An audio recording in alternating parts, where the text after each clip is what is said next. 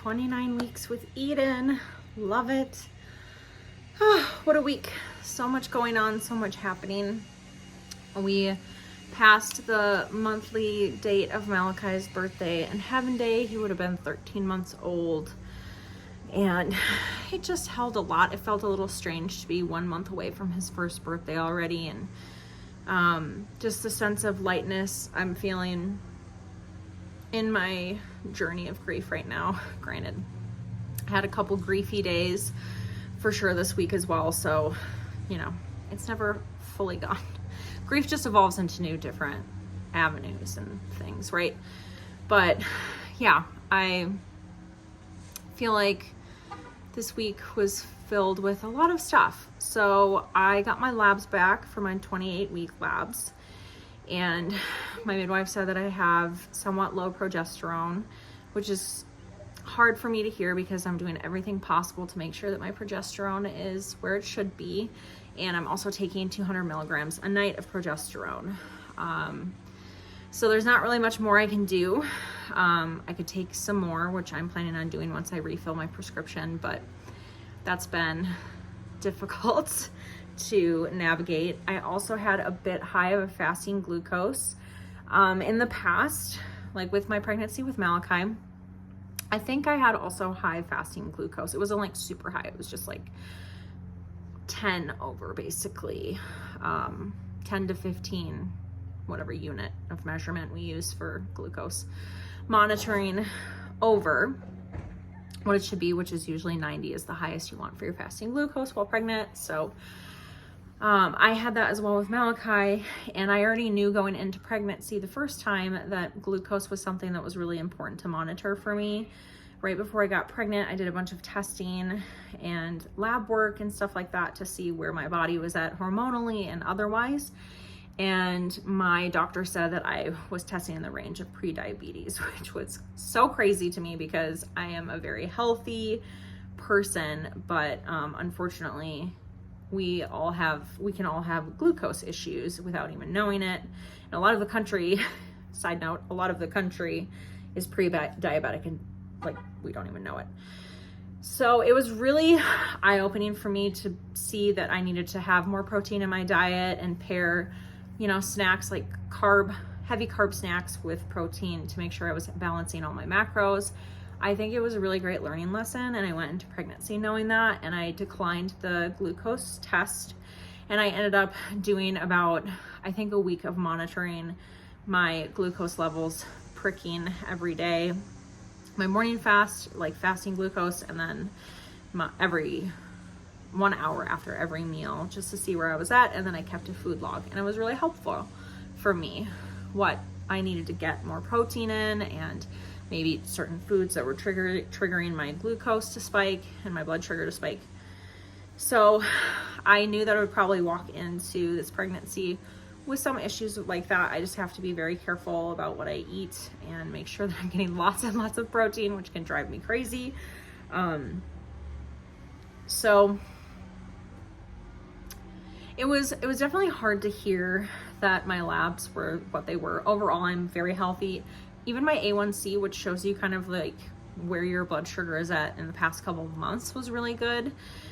We still just want to like track how my fasting glucose is and see what could be triggering it to be higher.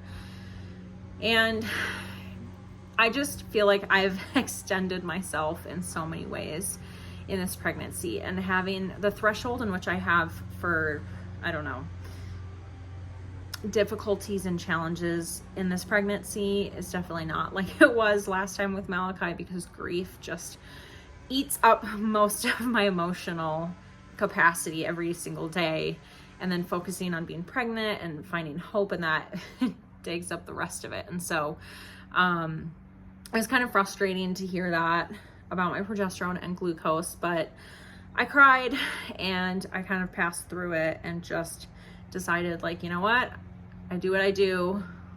We'll do what we need to execute in order to like make sure that Eden stays healthy, that I stay healthy, no problem. So that was a part of that. My sister-in-law picked up some baby clothes for me, some baby girl clothes, and I cried the whole time. watching her go through them, which, you know, it was definitely a lot of emotion, to try to imagine, you know, Eden being in those clothes and living and growing in those clothes. We have Malachi's dresser still filled with all of his clothes. And I know that coming up to birth, we're going to have to go through them and kind of figure out like what to do with his clothes and everything like that. Granted, a lot of them were hand-me-downs anyways. We didn't have like a lot of outfits that were just for him that we got, but just all the cute little boy clothes in there. It's just really sad to put away. But some of the gender neutral stuff that we have in there, you know, we'd like to use it with Eden, honor her brother that way, which is really nice too. But I think it's going to be really hard to go through that stuff. So, you know, trying my best. One of my really good best friends and sisters came into town. She used to live here in Colorado and she moved back to Minnesota. And she is currently 5 weeks behind me with her second as well. She's been super present in my grief journey, and she's just shown up in so many beautiful ways. She's just a gem of a person, a beautiful friend and sister, and I miss her so much. I wish she still lived here. But she came back for the weekend and visited with us and stayed for a night, and so we spent the whole day together with our little pregnant bellies and took pictures together and went to Boulder and hung out, and then we had like a picnic in the park down in Denver with some other friends and just had a really nice time. It was really fun to be with her and be around another pregnant woman and feel safe, because sometimes it's hard to do that, especially with my story and everything like that. So, yeah, it was really fun to be with her and just to hang out. And so there was some beautiful moments and lots of kicking. Eden's just really like, I'm really starting to recognize her kicking patterns and how powerful her kicks and everything are. And it's just such a joy and such a treasure to feel all of them every day and every night. I am leaking a lot. My breasts are leaking a lot of milk at this point, which is pretty crazy. I've talked about that before, but I think my body just really wants to feed a baby, and my heart does too. So praying that I will be able to do that and hoping in that. Other than that, I have been working on this playlist, which I think I mentioned in the last vlog, of these audio tracks that I want to record for myself of all these prayers and meditations and stuff that are around pregnancy after loss, grief and lamenting after loss, infant loss, pregnancy loss, stuff like that, experiences like that, and prayers and visualizations for trying to conceive after loss and also having a redemptive birth and believing in that.